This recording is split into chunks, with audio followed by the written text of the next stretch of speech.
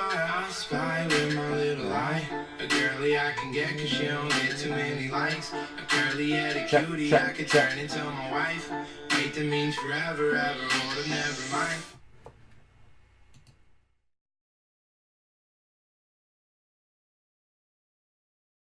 Hi everybody, my name is Vishal Rose, and these are Confessions of Not a Guru, and I'm doing my first book interview with Krista Whitley from social media, well, the founder, the social media unicorn, in Vegas. So I'm super excited because this is the first time I'm doing something like this, and well, there's just going to be a bunch of like questions that I'm going to use to get insights from Krista to put in my book, Marketing for Misfits, which is a book about personal branding and developing a large presence online and in the marketing world when you have nothing.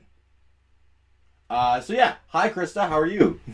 Great, thank you so much for having me. It's Whitley, actually. Whitley, okay. Oh my God, I'm so sorry. Hey, no, I'll just correct you at the beginning to save us both a little. I'm gonna, yeah, it's Whitley, and I'm never gonna forget that again. Once it happens on camera, you never forget it. It's all good, all good. I'm so glad to be here, and if you can't be in Vegas, then I feel like this is bringing the Vegas to you. You know what I mean? This is phenomenal. It gives me a reason to go to Vegas too, to meet all these great people.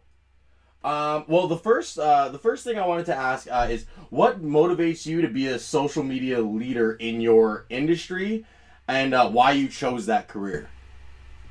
Sure. So, I didn't choose, I don't know that anybody sets out to be a social media leader in my industry. What really made me gravitate towards social media in the early days, we're talking GeoCities days. So Oh my God.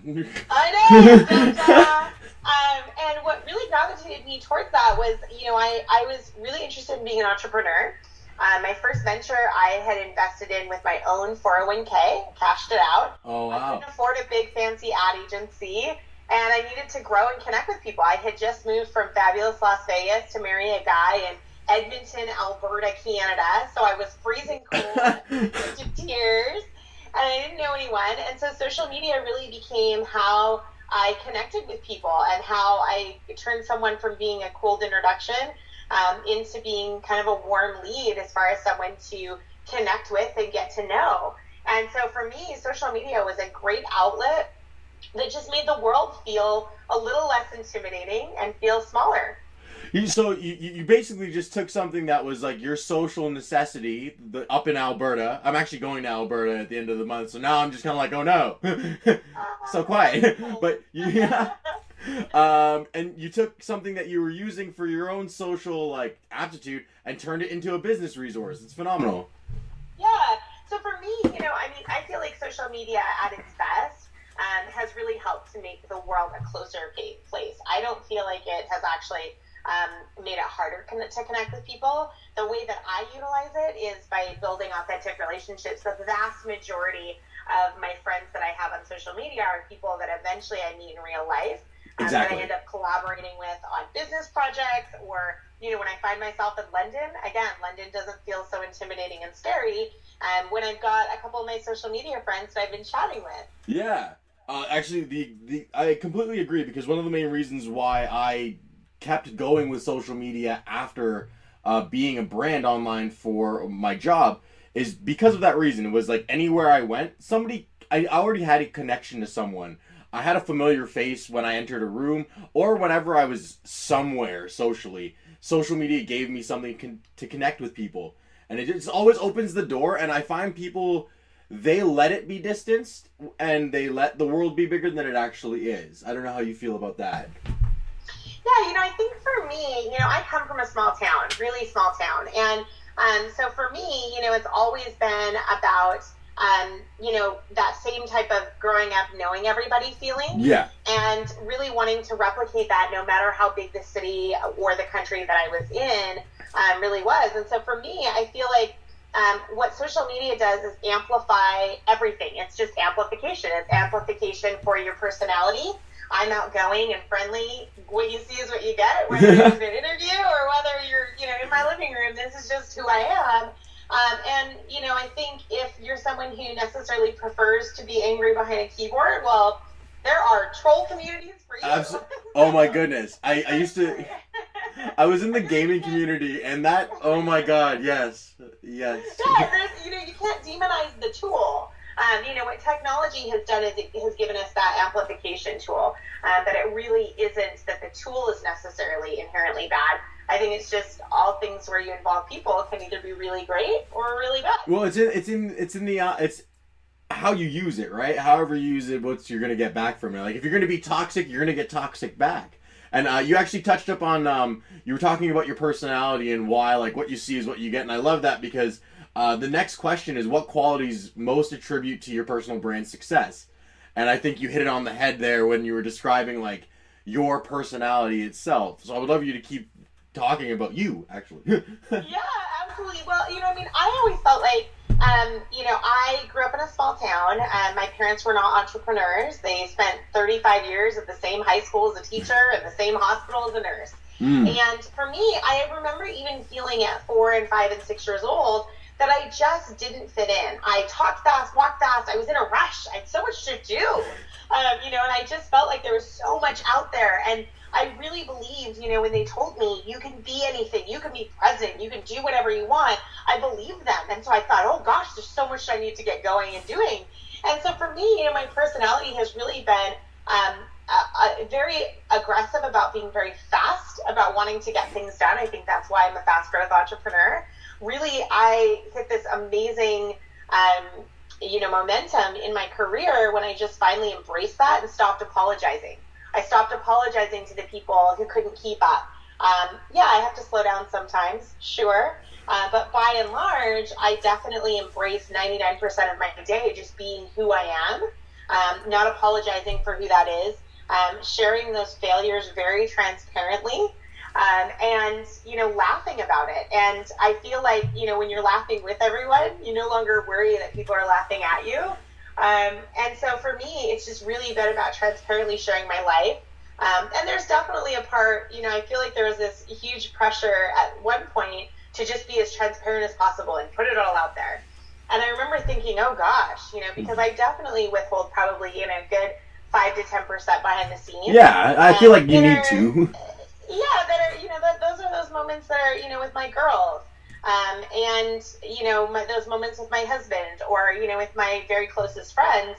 And I feel like, when we preach authenticity, we need to be really careful with that because there can be a feeling of peer pressure where you need to share everything. And I don't think that people who are excellent at building a personal brand or even, the Kim Kardashians of the world, I think she's even learned that lesson that you need to withhold some private moments for those that are closest to you.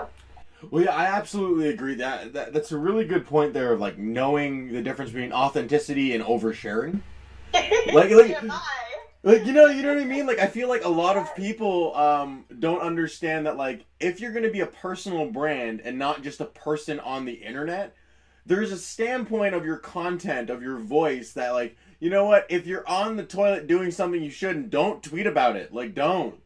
Like and if you feel it always has to come down to that question, what is the value? Yeah.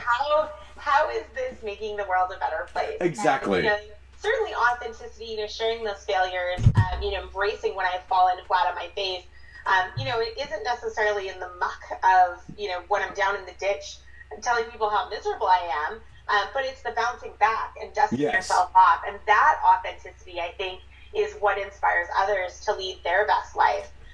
And so certainly that has been a motivating factor for me. Well, I feel that there's definitely a social shift, and actually it leads into my next question, and it's back on personalities where people, when you're talking about communities and you're talking about your personality and you're talking about just letting it resonate with people and letting it communicate, how do you keep that consistent online and offline?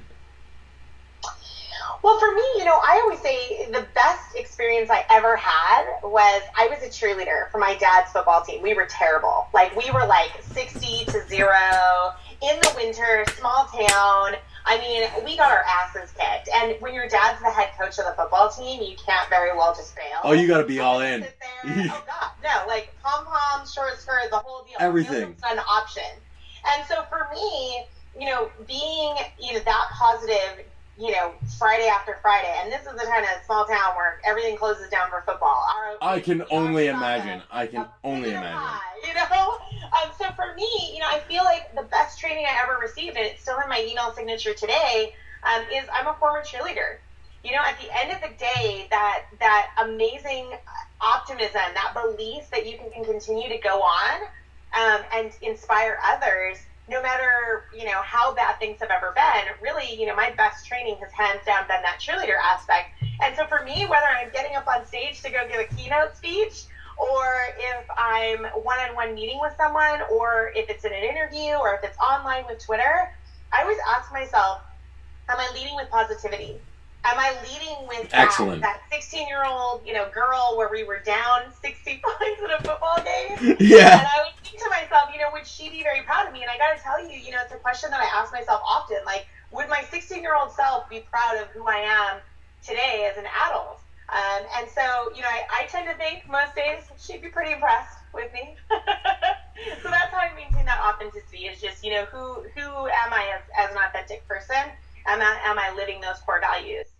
And I love the way this conversation is shaping around authenticity, because I think that there is so much focus that needs to be on authenticity and on the art form of kind of like using authenticity instead of just like being like, bam, authenticity. Like, and then there's like my next question actually, and I think I know what it is, but what's your favorite part about the job? Oh my gosh, I get to talk about weed all day, every day. And I'm so high energy. I've been this way. I was literally born this way. I don't, sleep ridiculous hours. I wake up this way. Yes, it's annoying. Ask my husband. I'm always this perky. What you see is what you get. That's awesome. And so I'm really the unstoner. And, for me, cannabis is the fastest growing industry in America today. And it's helping so many people, not just cancer patients, but people who are suffering from horrible stress and who are suffering from a variety of things. And frankly, I just appreciate a lot of the moms out there in Colorado, Washington, Oregon, Alaska, California, in any of those markets where they're replacing, maybe that glass of wine or bottle of wine with, having a few puffs of a joint or an infused edible, piece of chocolate. And it's helping them to relax and decompress. People have eliminated any sort of smoking from that because they just aren't smokers at all. Like, without veering off the book interview shortly, like I myself, like I'm a PTSD survivor, and it's how I cope through my recovery. Like, and nobody actually knows that entire, like, half of my marketing career was spent recovering from PTSD. Because nobody would know, because I'm like, as you, like, I'm very bright. I come from an acting background. I'm a drama kid, drama nerd, actually. Like, improv completely. And that's where, when I came to marketing, like, I didn't fall back on marketing because I failed at something. I just wanted to do marketing. I was like, oh my God, I can act and make a lot of money. That sounds a lot safer than actually acting. You know what I mean? Like, yes, and actors are such optimists. And you look at the studies, I mean, that belief. And I feel like there's so many correlations between acting and what we do as entrepreneurs. Oh my God, yes. You have to believe every time you meet with someone, they could potentially become a client. Yeah, potentially, like, build your entire business. Like, you just that optimism, when you get everything is huge. Like, everything is the most magical thing. Like, I'm a month and a half, maybe 2 months into, like, actually officially being on my own and writing this book as my project. And just from the relationships I've built building, like, the essence of this, I've already learned of, like, oh my God, optimism, I can't muzzle it. Like, when you're in entrepreneurship, you're like, yeah, let's go. Like, you just embrace it. It took me the longest time to understand that all entrepreneurs weren't wired to go 200 miles an hour. Right? I was like, what do you mean? You guys are going to actually have a committee? What do you mean a committee? Oh my God, there's no committee. Let's just make action. Oh my God, yeah. Like, there's so many people get taken back. They're like, wait, you want to do stuff? I'm like, how are we going to make money if we don't do stuff? Like, I don't understand. Like, it doesn't make sense. And actually, that leads into my fifth question. How have you made money marketing yourself? Sure, totally.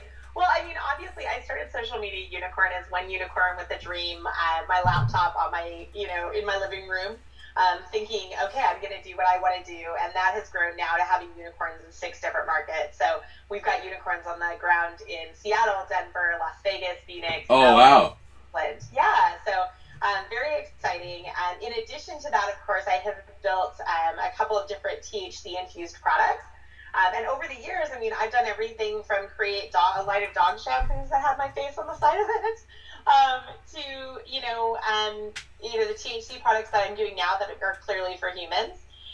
So for me, it's really been a matter of just building that really strong brand around both services and products. And that's been my livelihood. And I tell you, that's been my livelihood for over a decade now. So it seems to be working out all right. Right? Like, I consistently, because how I make money on the side is I consult for marketing while I'm creating my product. And I consistently tell brands, I'm like, make your own products. Make a book. Make a goddamn calendar. Make a t-shirt, for God's sakes, and sell it on your shelf. Like, it's worth it, right? It's income and it's brand exposure. It's a way to get like so many things about it. I really want to see the shampoo now with your face on the side of it, the dog shampoo. Like I can just picture going to the shelf and just seeing that just like bright, just being like, you want this? I'm like, yes, I do. I have to have it. This definitely looks like it's gonna make my chihuahua smell good. Foofy, you are getting smelt so good today. Let's go. Yeah, totally. So now, I love asking this question to people who are fueled in social media because how is marketing important to business today? I really subscribe to, I think Guy Kawasaki's quote that social media is at the top of your success or failure, no matter what you're marketing today, whether you're marketing yourself and you're selling life insurance and in a very traditional field, or if you're in a very cutting edge field like cannabis. So for me, I think marketing is the cornerstone, and good strategy around marketing is really what we're missing. I think a lot of people now, there's no longer an argument from the C-suite that you need social media, that you need digital marketing.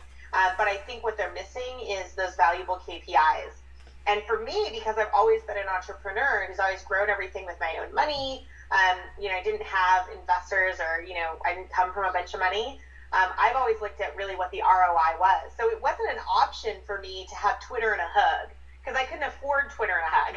I needed Twitter and leads. I needed Twitter and actual people coming in buying things, or I couldn't continue to preach. Preach. I always put myself in the shoes of those CEOs, of those investors, of those people, even when they have a budget. I smack my damn head every time I see Wells Fargo or, some of these bigger brands that are off point in their messaging and their communications, and they're not utilizing social media nearly as effectively as they could. The true transformation, and I think the future of social media, which I think we will see, is when traditional brands, like the banking brands, like the insurance brands, like the medical brands, when they start to really, truly embrace and become social companies. When they really see the value and put that time in, put more than money. Like they need that human investment, Yeah, it's not about becoming a social company. For me, the social media manager or the strategist or the community manager, that person's important in the same sense that every single person in the organization is a potential leader. They really need to start to become social organizations. The CEO needs to worry as much about his Instagram feed as the janitor does. And everyone in each one of those behemoth organizations needs to start to think like a social organization. And I think, that's when we'll really start to see this tipping point towards brands that really are truly connecting on a deeper level. When they embrace internally the value of creating like a social community, like if you do it inwardly, it's easy to do it outwardly. So if your staff is your first social media community, of course you can replicate it out there because you've already done it inwardly to make your whole staff. And you're already going in with like 30 people, or even if it's 5 or 2 people, it's more than one, right? Yeah, absolutely. Completely agree. And so next up, I always like to ask this as well because when we talk social media, everybody gets afraid when you mention money. But if you really know social media and believe in it, you're not afraid to talk about where the money comes from. So how do you track your ROI? Like, what KPIs do you look at? Like, how do you recognize a lead and that was generated from Twitter and understand, okay, I made sure I made money from my Twitter account? Sure, absolutely. I always say that we're driven by data, fueled by passion. The gas in the tank is absolutely the passion for being social and the heart. We're not a transactional organization. We're a relationship based. That's who I am. So the organization is definitely directed by those. But I would tell you that driven by data has been tremendously important. So we track the crap out of everything. I'm using UTMs on Google. I want to know click-through rates. I want to, track my Google Analytics like religion. So for me, it's really been about those KPIs of measuring where our business is coming from. And for the brands, are we measuring sales of units, or are we measuring, acquisition of service customers? Very rarely, unless I'm working with, McDonald's, am I working on just a brand awareness or having 10 million people like us? Yeah, matters. Exactly. For me, even with my bigger brands, I'm still trying to measure that ROI, because when I can go into a CEO or a chief marketing officer at a larger organization and say, okay, you invested $100,000 into this campaign and it generated X, even though their big goal was to take that McDonald's, let's be on every corner brand awareness strategy, it gives me a validation in what my team has done. Because it's much easier for them to understand, fantastic, we spent $100,000, you generated $500,000 in sales. And for me, we're constantly analyzing. One of the things that I just don't tolerate is social media managers or social media strategists in the industry. I think they give us a bad name when they're not doing constant reporting. Lack of thorough analysis and reporting is an epidemic right now. It's an epidemic. Talk. Pitbull said, don't talk about it, be about it. And for us, every Sunday, like clockwork, before noon, doesn't matter if it's Super Bowl Sunday, people, every Sunday, every client, every brand that I represent is getting a comprehensive report with the 3 things that happened that week, the 3 highlights. So we do weekly, monthly, quarterly reporting. If there's anything big that happens, or if we have a particular concert that we're promoting or an event, a launch, then we're actually doing that even hour by hour occasionally. So I would just say, I think that all C-suite leaders need to be looking for that real-time reporting. And then I think, for us leaders in the community, we need to learn how to simplify. Yes. Simplification is genius. A lot of people aren't familiar at the C-suite level with the KPIs they should be looking at. And so it's truly our value is in explaining to a CEO, what does this actually mean for the vision, and clearly defining where the value actually is in building these communities. And when they clearly understand that, you have job security, you have client security. Absolutely. For years to come.